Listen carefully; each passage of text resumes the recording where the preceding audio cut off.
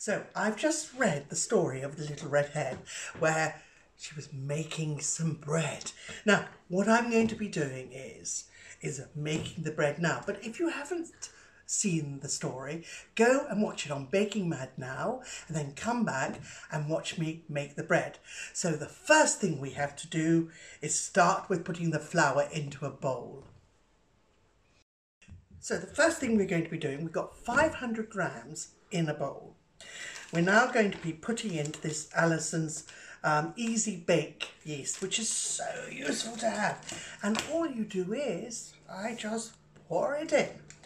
Now, we've also got some sugar, some lovely Billington's Unrefined golden caster sugar. We're going to pop that in.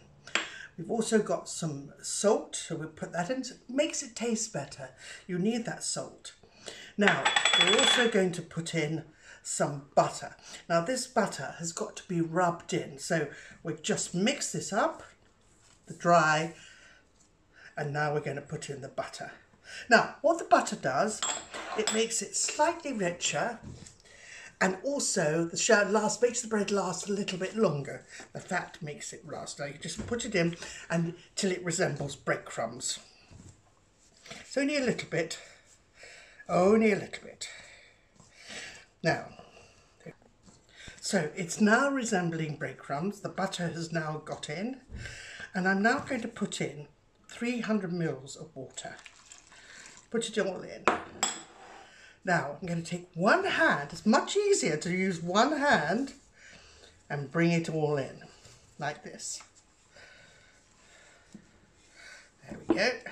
So take it round. I love making bread. There's something so tactile about it. Right, just put it in. Now you can use a knife with it. Just knife it on, but I tend to just do it with my hands and get them all nice and sticky like this. That's it. Bring it all in. Yeah. Bring it all in so it all gets in. Now, when it's not quite all together, it doesn't matter. You just put it on there, take it all out, and leave that empty. Now, I'm going to put a little bit of flour in there, ready for when I want it to rise. Now, here it all is. So, first thing I'm going to do, you need to knead it. Now, you bring it together. You need to knead it. So, what I tend to do is, I tend to hold it at the bottom. With the palm of my hand, I push it, then I roll it, and then I turn it. So let's do that again. Hold with your fingers, push, it's very soft, roll, turn. Now what you're doing with that, you're trying to get the gluten stringy. By doing that, you can get the carbon dioxide in the middle strands, which the yeast will help it to rise up. So roll it, push, yes, lovely. This is a gorgeous textured bread. Now hold it with your fingers and then go whee, like that, children. There we go. Now, just keep going. So what will happen now, the texture of this bread, the dough, will start to change. It'll become slightly smoother. It'll glue together. So when you come to do it at the end, you should be able to sort of almost bring it out in one piece so it doesn't fall apart. So let's see if we can do that. So keep going. Now you can keep going. There we go. Now it's nearly ready. Actually, it's really smooth. Look at that. Now what I'm going to do, if you want to, you make it into a ball. Now you can do that, or you can just bring it round like this, so it makes into a ball. There we are. So you can get a nice round ball on it. So let me just show you. You do this, so it's really a round, lovely round ball. But what I'm going to show you is this. When you bring it out, so you can see it's done, it's just coming, and it doesn't tear. It just comes out look, normally, just like that.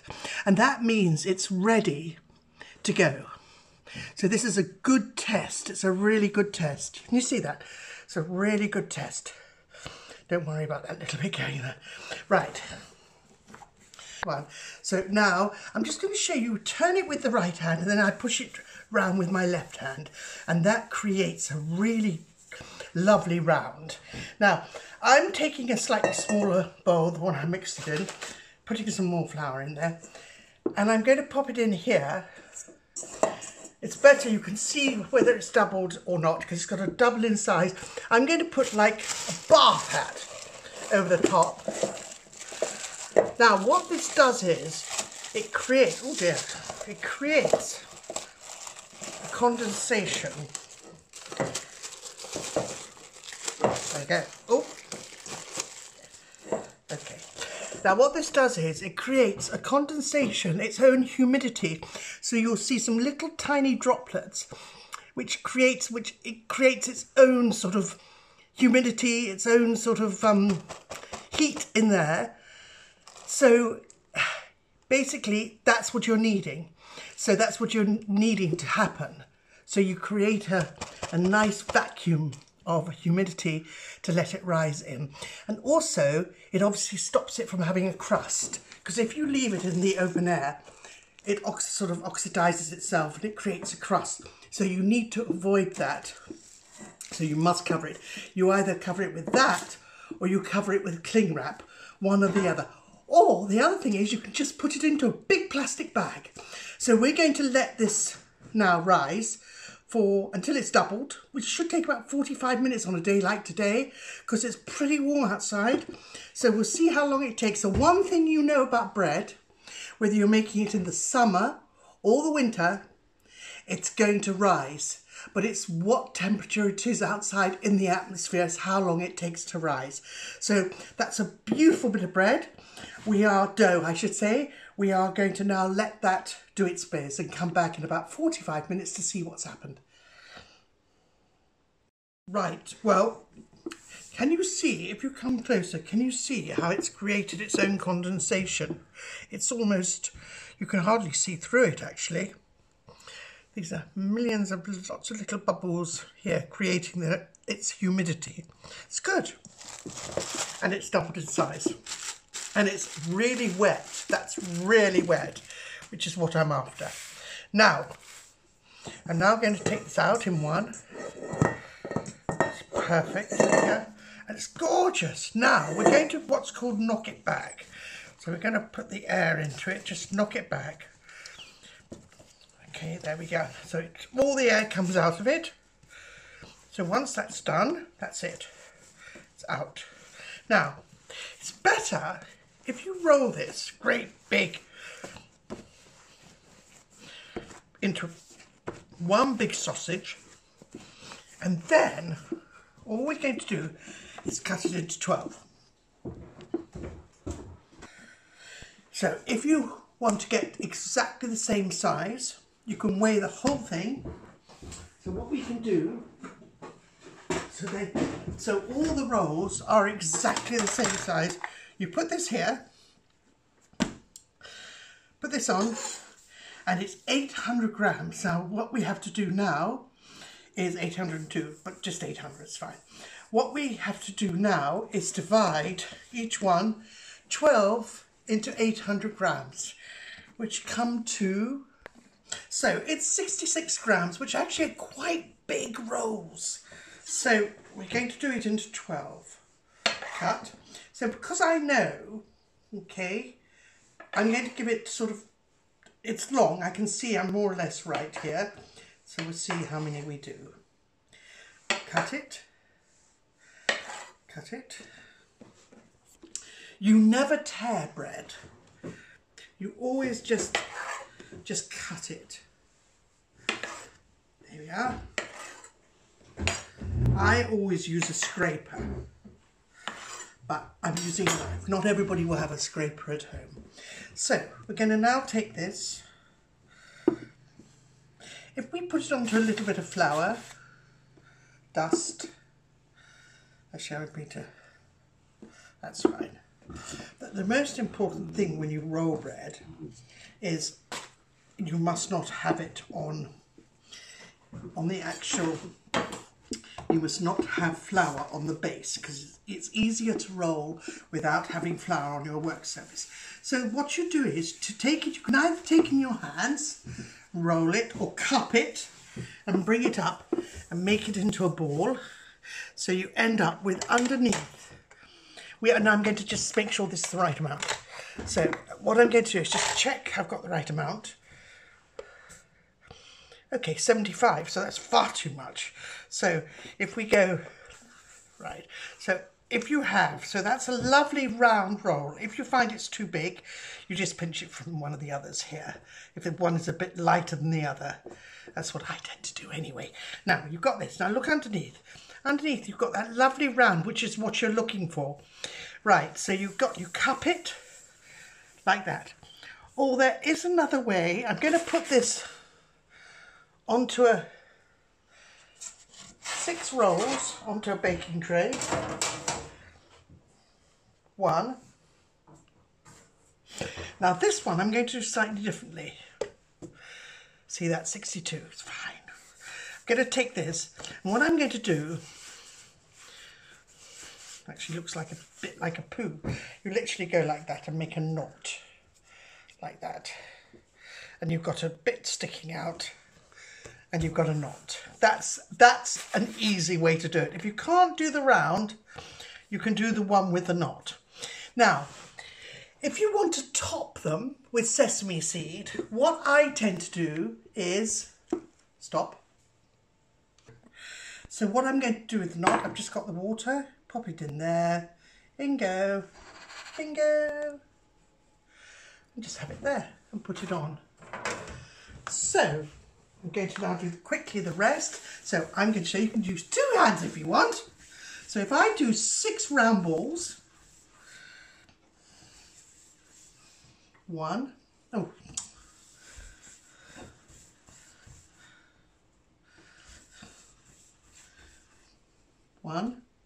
2, 3. Yes, just carry on till they've all been done. Right, let me show you how to do the knots again, just in case you missed. Take a nice long thing, and you roll it up, and you literally just put it through, and you've got a lovely knot. Then you take this into the water, and press it into there, sesame seeds, and bingo. You can use any seeds, poppy seeds, sesame seeds, you name it, doesn't matter. Any seeds at all.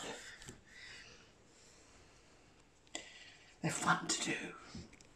So, if you can't, it's a really good way if you can't do the rolls. You find it a bit tricky. Some people do find it tricky. So we just do these. Okay, so what I'm going to do now, I'm going to let them rise until they've slightly, it's about 20 minutes. I don't think you need any more. And then I'm going to put them into a preheated 200 Celsius oven, or another 7 fan, or 7 gas. I only use electric, but it's gas 7. 200 fan Celsius or gas 7. Now, so we'll let these rise, let them do their job. You can cover them with a cloth, but I don't, because I like to slightly get a crust on them. So I'm going to leave them open. So I'm now going to put them in. They've risen for about 50 minutes. I don't think they need any longer, because they will rise again in the oven. So I'm going to put them in for about, yes, as I said, about 15 minutes in the oven to 20 minutes. I will look at them after 15. So here we go. Make sure your oven is well heated, or up. Right, okay, I've taken one lot out. I've just done.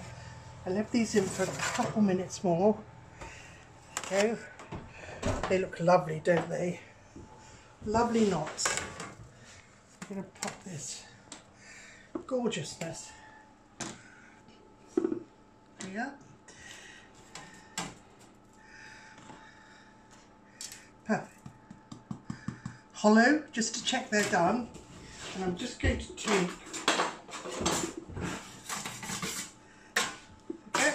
that one off. Now, I think they look gorgeous. I really do. Let's see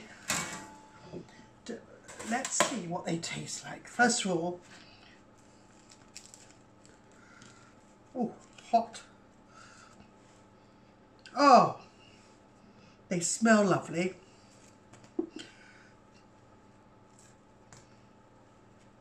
Delicious.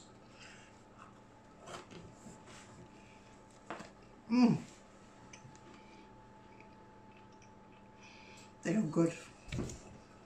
Enjoy.